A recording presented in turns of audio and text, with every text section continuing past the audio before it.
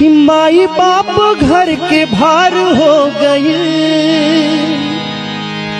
भाई से बढ़ के अपन सार हो गई।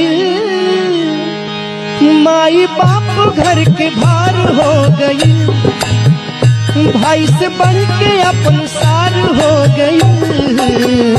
कैसन कलयुग के पूत, अरे जान में कपूत, वैकुंठ ससुरार हो गई। कैसन कलयुग के पूत, अरे जान में कपूत, वैकुंठ ससुरार हो गए। माई बाप घर के भार हो गई, भाई से बढ़ के अपन सार हो गई। माई बाप घर के भार हो गई, भाई से बढ़ के अपन सार हो गई।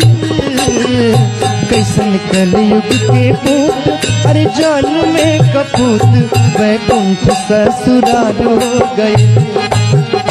कैसन